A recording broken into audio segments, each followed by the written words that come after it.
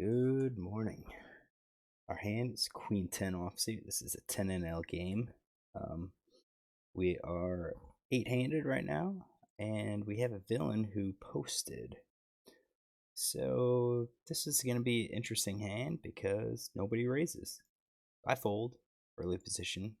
The poster limps, or just checks, and then the big line checks. I'd say you don't often see this. Seems a little strange to do this, but let's work up some ranges.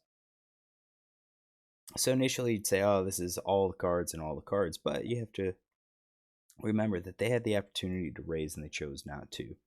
So I did start off with all the cards, and then I basically excluded about 7% of hands that I assume he would raise with. He's playing 28-4, only have 26 hands, 27 hands or so. We've got called 2 bets from the range, called 3 bets out of position. I have to assume that he raised those hands. He does have a raise first in stat, 1 out of 10, but 10 hands.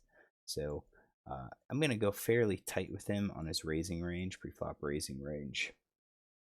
Big blind, same thing. He had the opportunity to raise. Now he's playing 17-17. Seems to be a bit more aggressive. I've got 100 hands on him, or 103 to be exact. We have pre-flop raise of 23% in the big blind. So 23%, that's 3 out of 13. And then you look at raise with previous slumpers, 3 out of 4, 75%. So we know he can raise if he has a decent hand. I basically gave him all the cards, and then we can scale back. I think I'm going to do 24% instead, 24.5%. That's about 25. But I'm going to assume he would have raised with all of these, and maybe he doesn't raise with these hands, and maybe he is more like aces, offsuit aces, and so forth. But you kind of get the idea is that both players just going to have some pretty weak hands. So these boards that end up being what we would consider dry, and we normally say, well, players are unlikely to have 2 pair on those boards. Well, these players can have 2 pairs because they would have raised all the other hands. If the flop comes down all high cards, it's probably less likely they've connected hard with it because they don't have those 2 Broadway cards. I think they would be raising those. So we see a flop of 10-4-2.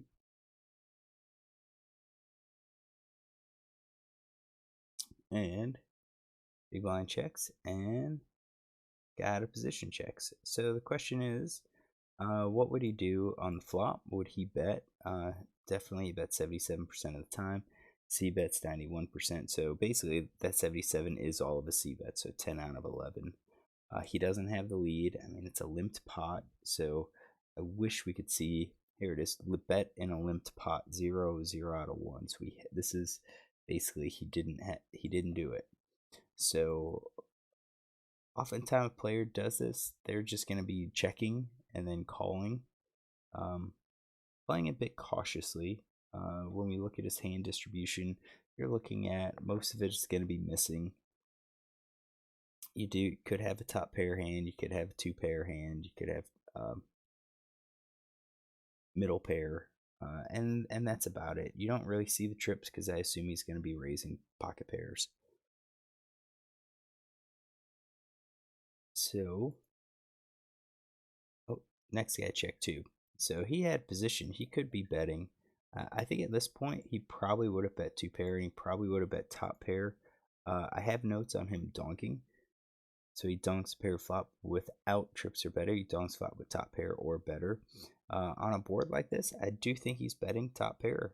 I think all the other hands he's probably just going to check. Doesn't seem to be overly aggressive, so it's possible that his flush draw, instead of betting, he's just checking here. So we'll say 50% chance that he would be betting his flush draw. And I think the same thing with the straight, although with the straight, players are normally scared of that flush draw. So when there's 2 to the flush, some players are less likely to bet those straights.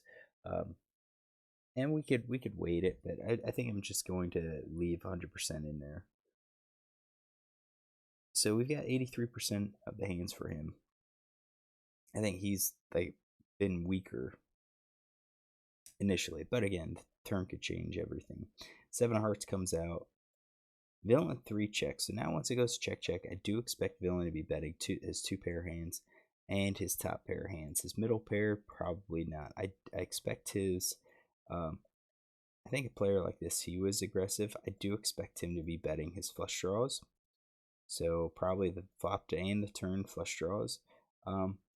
And actually, I think we're going to give him all of those.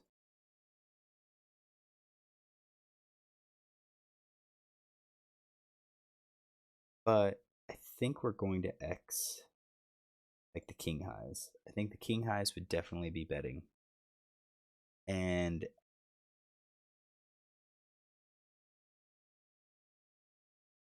yeah, we're going to say 50% of the time he would be betting like the queens and the jack highs. All the other ones are fairly weak flushes. So we'll do that. We'll include some time. We'll say 35% he would be betting his open enders. So he didn't. Whoops, hold on.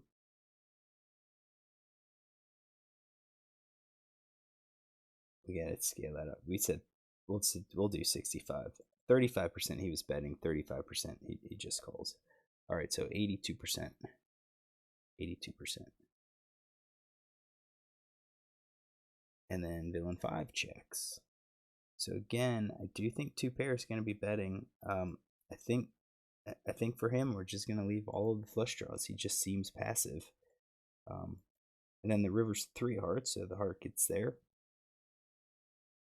Villain 3 checks, and at that point, it is no flush, no straight. I mean, I guess he could have a straight. He could have 2 pair. He could be afraid of that flush, but actually, no one's really showed anything. So I'm gonna exclude him and say basically middle pair or worse. That's it. And then villain 6 checks. So again, obviously, I think he would be betting his flush. Probably not anything else, and maybe not even all of the flushes, but we'll keep it there. So both hands are going to be really weak. So we got a 2-6. Is that in his range? Definitely. Weak pair 6-2. What about this guy 3-5? Yeah, we've got his. It's also a weak pair 3-5. So those are kind of hands that we see. Nothing too crazy. It is what it is. We exclude, with a hand like this, where it's poster that just checks and then a big blind checks. You've got to know that they probably don't have any of the big hands, any of the Broadway hands. You go back to like Skolansky's advanced Texas Hold'em book. Yeah, they don't probably have those top tier hands at tier 1, tier 2, tier 3. Those hands would have been raised. And since they just checked, they've got basically a bunch of weak hands, and that applies both to the poster and to the big blind. So when that happens, you have to be aware that on a board like this, it's possible that they have 2 pair, but once they go check check, yeah, there could be a flush, and they could be scared of the flush getting there on the turn. But when the board gets scary like this, most players tend to bet. They tend to bet to try to charge the flush, or probably a better way to thinking is betting to try to get more value from their hand, because the flushes will likely call, and the flushes need to connect to improve their hand and win. I think both players had an opportunity to take it down. I think this guy would have been a lot harder, because the turn gave him the straight, the open ender. So it's going to be hard to get him to fold unless he fires this, both turn and the river. If he bets, I don't think 2-6 is going to be calling. Maybe he bets a flop. Maybe he calls. So if he bets a flop, maybe he calls. If he bets a turn, I just don't think 2-6 is calling. So this is one of those boards where whoever takes the initiative, whoever becomes aggressive in bets, likely wins it. So, hopefully you enjoy the hand. Hopefully you learned something, and just remember, when you have those hands, you have to exclude all those hands that they probably would have raised with. And if they're raising with those hands, then they don't have them in their range at this point. So hopefully you enjoy this. I'm going to do one more hand tomorrow, and then I'll likely be off for about a week, and then come back and continue reviewing hands.